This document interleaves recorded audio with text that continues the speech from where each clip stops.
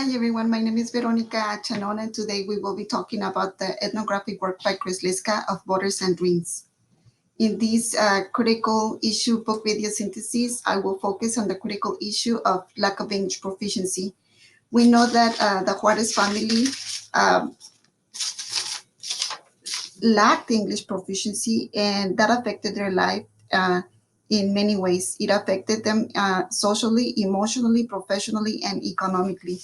We know that this issue also affects families in our society today. We know that it affects students like Alejandro, who cannot achieve English proficiency and end up dropping out of school. Next, I have for you some examples that I found in the book of how the characters were affected by the lack of English proficiency. The first example that I want to mention is when Alma says, I always have to drag someone along with me for help. Here, she is talking to Chris and letting her know how she always needs someone with her to translate because she does not understand English. The lack of English proficiency affects Alma in in her abilities to advocate for her own children. In Alejandro's case, it definitely affects him. The lack of English proficiency is what made him part of the ESL program, and it's what made him part of the remedial reading classes. It is also what, at the end, causes him to drop out of school. These are the connections that I made to other readings. The first connection was to the book Educating Emerging Bilinguals. In that book, chapter 8 talks about parental involvement. And they mention how families that come to the schools unable to speak English are looked at as inferior. They are considered incapable educational partners. They are marginalized many times. And we saw that happen with Alma's family.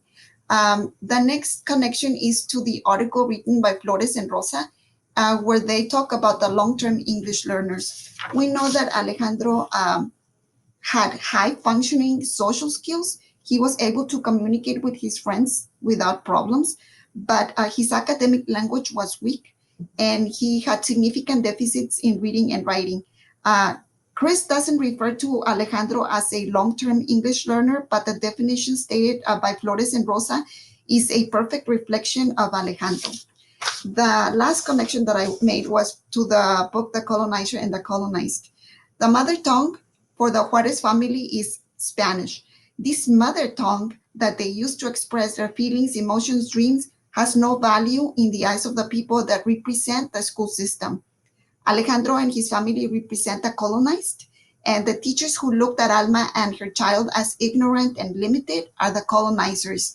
The Juarez family has no voice, no way to express their need for help because of their lack of English proficiency.